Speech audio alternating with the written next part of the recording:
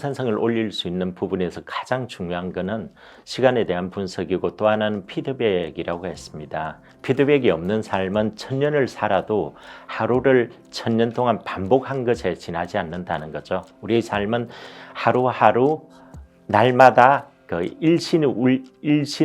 일신하는 삶이 필요한데 성장하지 못하고 쇠퇴하는 형태의 삶을 살게 되는 것들이 아마 피드백이 없을 때 그런 모습으로 살지 않을까 생각하고 있습니다.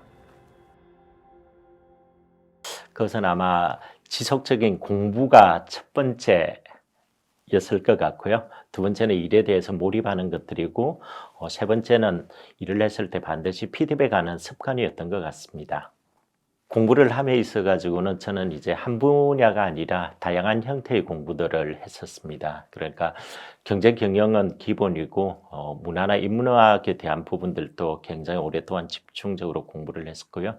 그동안 아마 경제 경영부터 문화까지 읽었던 책들이 아마 한 2만 권 정도가 넘습니다. 그리고 이제 제가 취미 중에 하나가 고서 고문서에 대한 어떤 연구와 컬렉션들인데 고서 고문서를 10만 권 정도 소장하고 있습니다. 그래서 고전에서부터 현대 경영까지 다양한 형태에 대해서 학습을 하고 깊이 몰입을 했던 것 같습니다. 피터 드러커가 이런 얘기를 했습니다. 생산성을 올릴 수 있는 부분에서 가장 중요한 것은 시간에 대한 분석이고 또 하나는 피드백이라고 했습니다. 피드백은 쉽게 얘기를 하면 잘못된 프로그램이 있을 경우 잘못된 프로그램을 바로 갈아 끼우는 것이 피드백입니다. 그런데 우리가 대부분의 삶을 살아가는 가운데 피드백이 없을 경우 이런 문제가 발생을 할 수 있습니다. 피드백이 없는 삶은 1000년을 살아도 하루를 1000년 동안 반복한 것에 지나지 않는다는 거죠. 우리의 삶은 하루하루 날마다 일신하는 삶이 필요한데 그러지 않고 정체되고 오히려 답보되고 그리고 오히려 성장하지 못하고 쇠퇴하는 형태의 삶을 살게 되는 것들이 아마 피드백이 없을 때 그런 모습으로 살지 않을까 생각하고 있습니다. 2013년에서 15년 사이에 있었습니다. 그때가 이제 제가 이랜드 서비스를 정상화시키기 위해서 굉장히 집중하기도 했었고 건설 경영자를 겸직을 하면서 여러 어려움들이 있었습니다. 그때 우울증들이 찾아왔고 사실은 자살 충동이 한 2년 정도 지속이 되었습니다.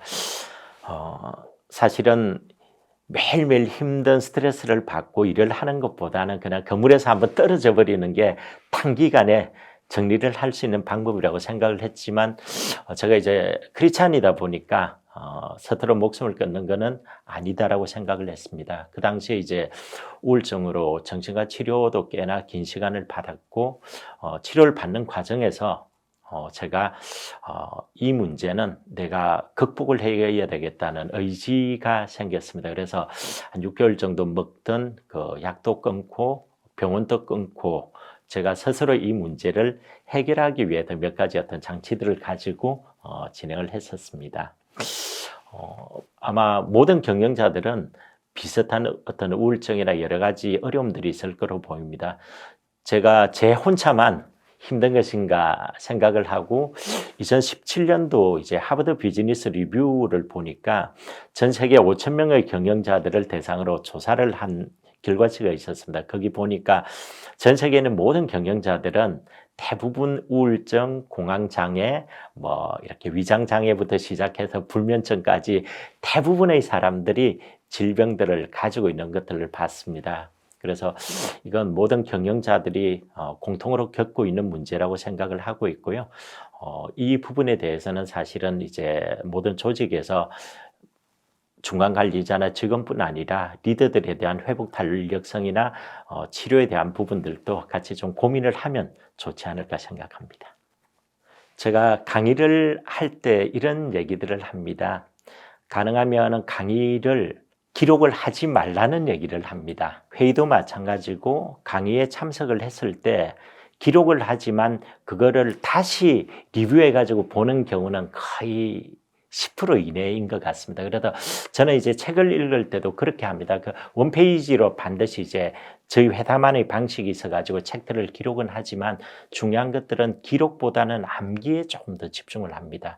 제가 몰랐던 어떤 도구나 시스템이나 아이디어나 이런 부분들을 그냥 읽으면서 바로 암기를 합니다. 하고 이제 원페이지로는 정리를 하는 이유가 뭐냐면 나중에 모를 때 다시 반복해가지고 볼 때 이제 리마인드가 쉽기 때문에 하는 것들이고요. 그래서 가능하면 책을 읽을 때도 마찬가지고, 강의를 들을 때도 가장 중요하거나 내 삶에 적용할 수 있는 1, 2번은 암기를 하고 그 자리에서 결단을 하고 적용을 하는 방식들에 대한 얘기를 많이 하고 있습니다. 왜냐하면 책을 많이 읽어도 사실은 이것들을 실제적으로 적용하는 데는 굉장히 많은 어려움들이 있거든요. 그래서 경제 경영서적을 읽을 때는 반드시 중요한 부분들이 기록을 하는 것도 기록을 하는 것들이지만 내가 하는 일에 내가 하는 조직의 일에 어떻게 적용을 하고 조직이 가지고 있는 문제들을 해결할 수 있을지에 대한 관점으로 정리를 하고 그걸 해결할 수 있는 방식으로 정리를 할 때 책을 한 권 한 권씩 읽을 때마다 사람들이 조금씩 성장을 할 수 있는 것들이 아닌가 생각을 하고 있습니다. 제가 추가적으로 하나 말씀을 드리면 제가 요즘 이제 회의법 관련해 가지고 사람들에게 코칭을 하면서 그런 생각들을 하고 있습니다. 책이나 회의나 강의는 거의 우리가 성장을 하기 위해서 굉장히 중요한 도구라고 보고 있는데요. 이 회의에도 어떤 문제가 있는가를 하면 제가 아까 전에 기억을 해야 된다고 했던 부분이 바로 이런 부분 때문입니다. 사실은 많은 회의는 진척도를 관리하기 위한 회의입니다. 그러나 사실은 진척도라는 것은 공식적이고 루틴한 회의를 통하지 않고 언제든지 프라이빗하게 점검이 가능하다라고 저는 보는 거거든요.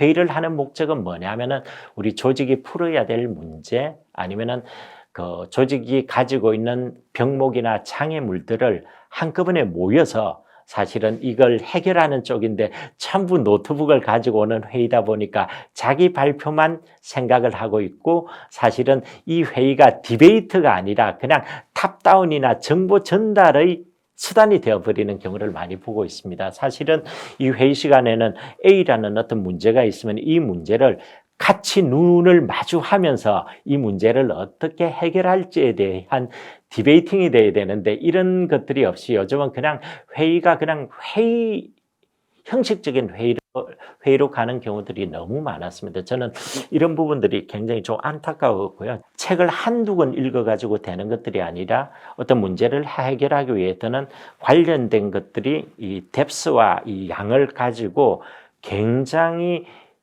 출발점은 한 권이지만 이게 100건, 300건, 500건 갈 때 이 문제를 종합적으로 이해를 하고 풀 수 있다라고 본 것들이거든요. 그래서 책을 읽을 때도 이런 방법들이 굉장히 중요하고 저는 어떤 형태든지 책이든 회의든 강의든 이것들이 내 인생에 조금이라도 도움이 될 수 있는 형태로 활용을 해야 된다면 반드시 실제적으로 기억을 하고 그것들을 적용을 하는 방식으로 가는 것들이 가장 좋을 거라고 봅니다. 그래서 책도 동일하고 회의도 마찬가지고 강의도 동일하다. 그래서 저는 강의나 책에 있어가지고도 가능하면 많은 형태로 기록을 하지 말라라고 하거든요. 요즘 사람들 책을 특히 많이 읽지 않기 때문에 그래도 내가 몰랐거나 내가 꼭 약했거나 아니면 이거는 내 일에 반드시 도움이 된다는 1, 2, 3만 체크를 하고 그것들만 별도로 기록을 하고 적용을 하는 것들이 직장 생활에 있어가지고